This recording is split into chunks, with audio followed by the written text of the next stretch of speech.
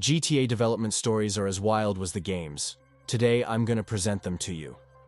Let's start most people don't know. Like, some of the most iconic moments? Yeah, they weren't even in the script. So picture this. You're in a recording booth. You've got your lines. But sometimes magic just happens. And that's exactly what went down with Stephen Ogg, Slink Johnson, and the whole crew during GTA 5's development. Let's start with everyone's favorite unhinged king, Trevor Phillips. You know that scene where he's absolutely tripping and starts ranting about his childhood? Yeah, that wasn't planned at all.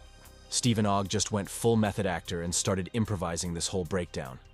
The directors were so shook they kept the cameras rolling and boom, gaming history was made. But wait, it gets better. Remember Lamar roasting Franklin? That legendary yee-yee haircut scene? The script was basically just Lamar makes fun of Franklin. But Slink Johnson just went off with the roast session, and Sean Fontano couldn't keep it together. Those laughs you hear, 100% real. Mans was literally crying, trying not to lose it. The crazy part? These improv moments ended up being some of the most quoted scenes in gaming history. Like, the internet took that Lamar roast and turned it into a whole genre of memes. We're talking countless remixes, recreations, and even the actors themselves recreating it IRL years later. And get this, the chemistry between Trevor and Michael wasn't all scripted either. Stephen Ogg and Ned Luke would just vibe off each other, adding their own lines and reactions. That's why their friendship feels so real, even when they're literally trying to kill each other. But here's the real tea. This kind of improvisation was pretty much unheard of in gaming at the time. Most games stuck to the script like it was the law. But GTA 5? They said, nah, let the actors cook. And it paid off big time. It just goes to show that sometimes the best moments in gaming come from just letting people be themselves and have fun with it. No cap. Also, entire Lamar thing.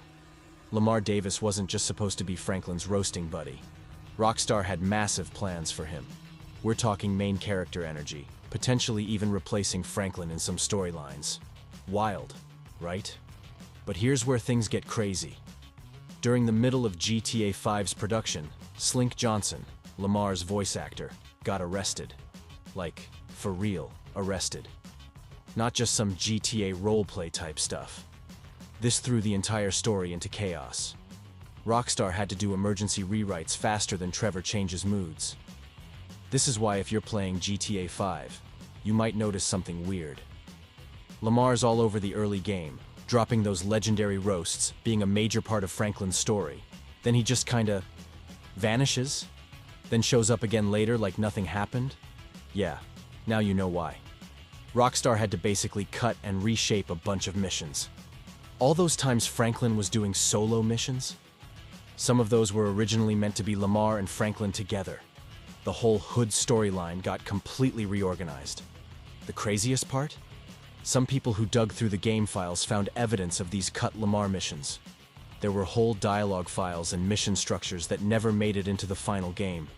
Lamar was supposed to have this whole character arc about growing from a small-time hustler into something bigger. Think about it. Lamar's personality was literally perfect for GTA's crazy energy. Man could have been doing heists with Trevor, getting into wild situations with Michael, all while roasting everyone along the way. That's why his character feels so strong whenever he shows up. He was built to be way more important. When Slink got out and came back to finish his lines, they had to work with what they had. That's why Lamar comes back in the story later, but mostly for smaller scenes and side missions. The whole flow of his character had to change. It's actually kind of tragic because Lamar and Franklin's friendship is one of the most real parts of GTA 5. Like, you can feel there's more story there that we never got to see. Imagine all the iconic moments we missed out on because of this. But hey, sometimes the best plans fall apart. At least we got the yee-yee cutscene. And honestly, that one scene probably made Lamar more famous than an entire storyline would've. Sometimes less really is more, even if it wasn't planned that way. GTA 5 budget was so massive, it's 2013, and Rockstar Games is about to drop what would become one of the most successful pieces of entertainment ever. But here's the thing. They spent a whopping $265 million on making it. That's not a typo. $265 million. Let that sink in for a second. To put that in perspective, That same year, Iron Man 3 cost about $200 million to make. Man of Steel? $225 million. Even the most expensive movie at that time, Pirates of the Caribbean, at World's End, cost $300 million. GTA 5 wasn't just playing with movie money, it was competing with the biggest blockbusters Hollywood had to offer. But the money is just part of the story. The sheer number of people who worked on this game is mind-blowing. We're talking over 1,000 people across every Rockstar studio worldwide. The main team at Rockstar North had more than 250 developers alone. Then add in all the voice actors, motion capture artists, musicians, everybody grinding for almost 4 years to make this happen. Now here's where it gets interesting. Rockstar basically said bet and risked it all. Like, imagine spending Marvel movie money on a game back then? That was absolutely unheard of. Some people thought they were straight up losing it. The gaming industry had never seen anything like this before. But bro, the payoff was astronomical. GTA 5 made $800 million in its first 24 hours. Let me say that again. $800 million. One day. Then it hit $1 billion in just 3 days. Fast forward to today, and it sold over 185 million copies. Plus, it's still making bank through GTA Online. The return on investment is actually insane. The craziest part? This wasn't just a W for Rockstar. It changed the whole gaming industry. It showed that games could be bigger than movies. Not just in budget, but in cultural impact and revenue too. GTA 5 walked so games like Cyberpunk and Red Dead Redemption 2 could run. Also, the effort it took to make it. The development team literally spent years studying Los Angeles, with field researchers making multiple trips to photograph, document, and catalog every detail of the city. They captured thousands of photos of everything from major landmarks to tiny details like specific graffiti styles, trash cans, and even the way light reflects off different building materials at various times of day. But they didn't just look at the surface, they went deep into the culture. The team spent countless hours watching documentaries about LA's history, gang culture, and social dynamics. They studied everything from police procedures to the way different neighborhoods evolved over time. They even researched local slang and dialects too. The attention to detail was so intense that they mapped out actual LA neighborhoods and their architectural styles, studying how buildings change as you move from wealthy areas to poorer districts. They noted details like the types of plants that grow in different areas, the style of streetlights, and even the placement of utility poles. The team didn't stop at the urban environment either. They extensively researched the surrounding areas to create accurate representations of places like Blaine County, based on areas around Los Angeles County and the Salton Sea region. They studied desert flora, mountain ranges, and even weather patterns to make the environment feel authentic. This level of dedication shows why GTA 5 feels so incredibly immersive. Now moving to GTA San Andreas, the game was going to be way bigger. Back in 2004, Rockstar had this crazy vision for San Andreas. The game we all know and love was actually a scaled-down version of something way more ambitious. And the only reason we didn't get it? The PS2 just couldn't handle it. That's right, technology literally said, nah fam. Let's talk about the biggest cut feature that's gonna make your jaw drop. San Andreas was supposed to have multiple playable characters. Sound familiar? Yeah, GTA 5 wasn't the first time Rockstar had this idea. They originally planned to have both CJ and his brother Sweet as playable characters. Each would have had their own storylines that would weave together. But the PS2's memory limitations were like, sorry bro, pick one. The map was supposed to be absolutely massive too, like way bigger than what we got. They planned to include San Fierro and Las Venturas from the start of the game, with each city having way more interiors and activities. They even had plans for a whole gambling system in Las Venturas that was way deeper than what we got. We're talking full-on casino management. The gang system? That was supposed to be next level. Originally, you could recruit way more gang members, give them specific roles, and even build up your own territory from scratch. They wanted every gang territory battle to feel unique, with different gangs having different fighting styles and strategies. The PS2 was like, that's too many NPCs fam, I can't. And get this, they had plans for this wild weather system where storms would actually affect gameplay. Like, big storms would change how cars handled, affect visibility, and even impact gang territory battles. But again, the PS2 just couldn't process all that while keeping the game running smooth. The character customization was supposed to be insane too. They wanted CJ's muscles and fat to affect his fighting style even more than it did in the final game. They also planned for clothes to get dirty and worn out over time, and for CJ's hair to actually grow in real time. But rendering all those dynamic changes? PS2 said, absolutely not. But here's the thing. Even with all these cuts, San Andreas still dropped as one of the most revolutionary games ever made. Like, the stuff they did manage to keep in was groundbreaking for 2004. The RPG elements, the massive map, the character customization, all of that was mind-blowing back then. Real talk though, a lot of these cut features eventually made their way into later GTA games. Multiple protagonists? GTA 5 got it. Deep character customization? GTA Online said hey. Advanced weather systems? Red Dead Redemption 2 took that to the next level. So in a way, these lost features weren't really lost. They were just waiting for technology to catch up. It's actually crazy to think about what Rockstar might be cooking up for GTA 6 right now. Like, if they were thinking this big back in 2004, imagine what they can do with today's technology. No more PS2 limitations holding them back. Also, 50 Cent almost becomes CJ. So it's early 2000s, right? 50 Cent is literally the hottest thing in hip-hop. Get Rich or Die Tryin' is everywhere. G-Unit is taking over, and Mans is basically the definition of gangsta rap at that time. Rockstar Games sees this and they're like, yo, this is exactly the energy we need for San Andreas. They reached out to 50 to voice CJ, and honestly, it made perfect sense. 50's whole story of being a street hustler turned rapper matched perfectly with CJ's character arc. Plus, having 50 Cent as your main character, that would have been huge for marketing. But here's where it gets interesting. 50 turned it down. He was focusing on his music career and his movies, plus he wasn't really feeling the whole video game scene yet. Remember, this was 2004, before gaming was as mainstream as it is now. Back then, a lot of artists weren't sure about getting into games, so Rockstar's looking for their CJ, and they end up finding young Melee. And when I say finding, I mean they really found him. Bro had zero acting experience. Like, none. He was just a young rapper from LA who knew the culture. But that's exactly what made him perfect.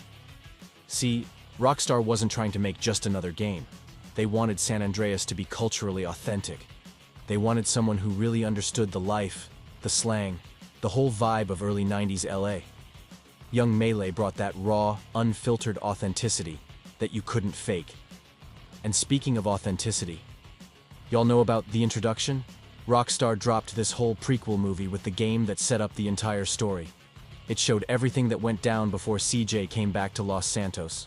His brother Sweet holding down Grove Street, Big Smoke and Ryder's betrayal starting to brew. Officer Tenpenny doing his corrupt cop thing. They really said, we're not just making a game, we're building a whole universe. Young Melee ended up killing it as CJ. Like, his performance is one of the reasons San Andreas is considered a classic. The way he delivered those lines, the emotion he brought to serious scenes, how natural he made everything feel. It was perfect. Sometimes not going with the big name is the best move. Fun fact, even though young Melee never acted in anything major after San Andreas, his voice work as CJ is still considered one of the best performances in gaming history. Man really peaked on his first try, that's crazy. It's wild to think how different the game would have been with 50 as CJ. Like, would it have hit the same? Would it have felt as authentic? Sometimes the biggest names aren't always the best fit. Rockstar knew exactly what they were doing when they picked someone straight from the culture instead of going for star power. In September 2001, and Rockstar Games is about to drop GTA 3. The game's basically finished. The discs are about to be printed. Marketing's ready to go. Everything's set. Then September 11th happens, and everything changes overnight. Rockstar knew they had to act fast. The game was set in Liberty City, which was basically their version of New York, and suddenly, a lot of the content hit way too close to home. The dev team literally worked around the clock for weeks to change things that would have been insensitive after the tragedy. The changes were massive. Originally, you could fly planes all over Liberty City. That got completely removed. The only aircraft left in the game was the Dodo, and they even clipped its wings so you couldn't really fly it properly. Think about that. a whole gameplay feature just gone. But that's just the beginning. There was this character called Darkle, a straight-up terrorist who was supposed to give you missions involving bomb plots and mass destruction. They straight-up deleted him from the game. Like, fully voiced, coded, everything. Gone. Some of his missions got reworked and given to other characters, but the really dark stuff, completely cut. The police were different in the original version too. They were gonna roll in NYPD-style black and white cars with blue stripes. After September 11th, they changed them to be more like generic police cars with different colors. Seems small, but they had to redo all those assets in just weeks. Even the city itself got changes. They tweaked some of the building designs and removed stuff that looked too much like real New York landmarks. The original box art? Had to change that too. They made the colors different and redid some of the artwork to be less provocative. Here's something wild. There was this mission where you were supposed to blow up a building. That got completely reworked. Actually, a bunch of missions involving explosives or destruction of buildings either got cut or heavily modified. The team was working overtime trying to rewrite and recode these missions without breaking the game. But here's the crazy part. All these changes happened so fast that some traces of the original content still exist in the game files. Modders have found bits and pieces of Darkle's missions, unused dialogue, and original car designs buried in the code. It's like digital archaeology. The wildest thing is that even with all these last-minute changes, GTA 3 still dropped on October 22, 2001, just weeks after 9/11. And it still changed gaming forever. Like, they managed to rework major parts of their game in weeks, and still delivered something revolutionary. Real talk though, this whole situation changed how Rockstar approached their games. In future GTAs, they got way more careful about their content and how it might be received. But they never lost that edge that made their games special. They just got smarter about how they did it. But it happened again. Back in the day, Rockstar had some pretty big plans for GTA Online. One of the most interesting features in development was supposed to let players take on the role of cops. Think about it.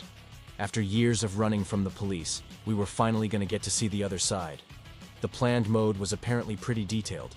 Players would have been able to do police missions, work their way up through ranks, and even form their own police departments. Imagine rolling through Los Santos in custom police vehicles, conducting investigations, and actually enforcing the law instead of breaking it. It would have been a complete flip of the usual GTA formula. According to gaming journalists and insiders at the time, the mode was pretty far along in development. We're talking custom vehicles, special missions, unique mechanics, the whole nine. Players would have had access to police equipment, special vehicles, and even their own precincts.